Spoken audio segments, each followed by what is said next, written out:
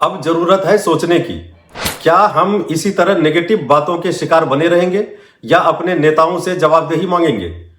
क्या हम मुद्दों पर चर्चा चाहेंगे या सिर्फ एक दूसरे पर कीचड़ उछालना देखेंगे?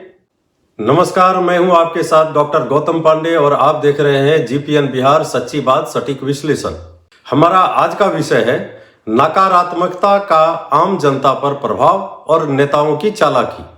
यह विषय इसलिए जरूरी है क्योंकि हम सब रोज टीवी पर, सोशल मीडिया पर और राजनीतिक भाषणों में लगातार ऐसी बातें सुनते हैं जो या तो डर पैदा करती है या नफरत या अविश्वास। सवाल है, ये बातें क्या वाकई जरूरी है या किसी एजेंडे का हिस्सा? हम सब जानते हैं कि नकारात्मक बातें लोगों को जल्दी प्रभावित करती हैं। एक अफवाह, एक आरोप या एक डर, ये सब लोगों के दिल दिमाग में इतनी तेजी से जगह बना लेते हैं कि वे उसकी पड़ताल करना भी जरूरी नहीं समझते।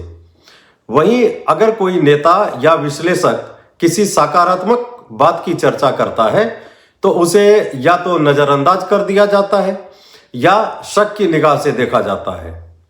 नेता इसी प्रवृत्ति का फायदा उठाते हैं। आज का नेता, चाहे वो किसी भी पार्टी का हो, जनता को नेगेटिव सोच में उलझाकर रखना चाहता है। उन्हें मालूम है कि जब लोग डरेंगे, गुस्सा करेंगे, किसी से नफरत करेंगे, तभी वे अपने पक्ष में जनता की भावना मोड़ सकते हैं।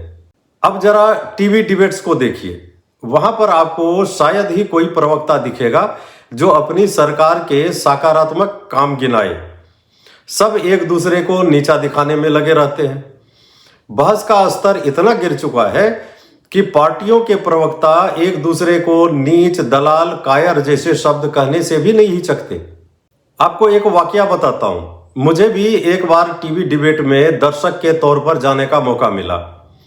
वहां देखा कि जो प्रवक्ता कैमरे पर एक दूसरे को गालियां दे रहे थे, ब्रेक के बाद हंसी मजाक कर रहे थे और चाय और स्नैक्स का लुत्फ ले रहे थे। मुझे उस दिन समझ आया कि राजनीति सिर्फ जनता के सामने तमाशा है, कैमरे के सामने जंग और कैमरे के पीछे जश्न, और जनता भावनाओं में बहती रहती है।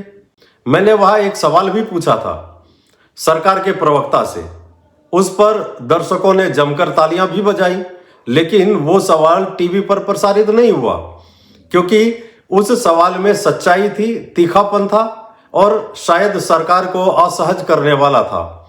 उस समय केंद्र में कांग्रेस की सरकार थी और चैनल का सरकार से अच्छा तालमेल था। इतना अच्छा कि मंत्री तक चैनल के स्टूडियो में तय होते थे। बाद में चैनल की तरफ से मुझे फिर से बुलाया गया, लेकिन मैंने साफ मना कर दिया क्योंकि मैं तमाशे का हिस्सा नहीं बनना चाहता था। अब जरा 2014 के बाद के राजनीतिक विमर्श को देखिए। कोई कहता है कि देश की बर्बादी 2014 में शुरू हुई, तो कोई कहता है 2014 से पहले तो देश में कुछ था ही नहीं।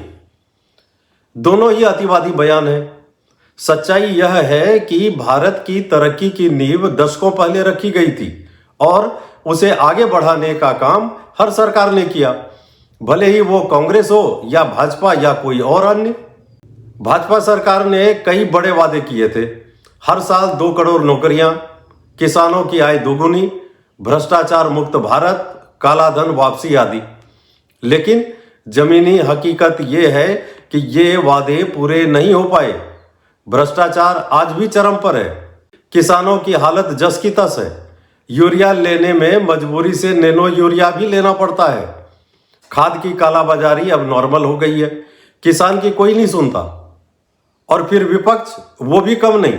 15 लाख रुपये देने के वादे को ऐसा तूल दिया गया कि लोग अब भी सोचते हैं कि सरकार ने सीधे झूठ बोला, जबकि सच ये है कि उस बयान को लेकर ही भ्रम फैलाया गया।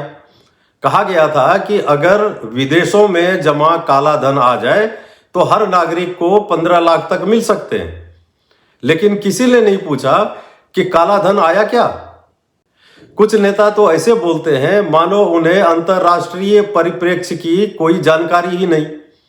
भारत ने 2014 के बाद वैश्विक मंचों पर अपनी मजबूत उपस्थिति दर्ज की है, चाहे वो G20 की अध्यक्षता हो या इंफ्रास्ट्रक्चर का विस्तार या रक्षा क्षेत्र में आत्मनिर्भरता की दिशा में उठाए गए कदम।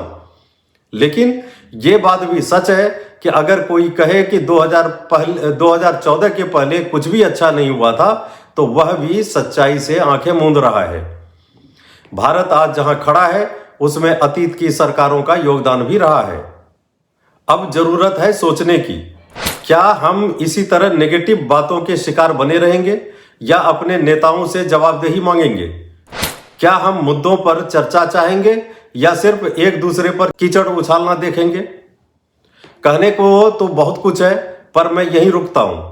अगर आप चाहते हैं कि इस विषय पर और विस्तार से चर्चा करें तो कृपया कमेंट करके बताएं। वीडियो को लाइक करें, शेयर करें और जीपीएन बिहार को सब्सक्राइब करना ना भूलें। धन्यवाद।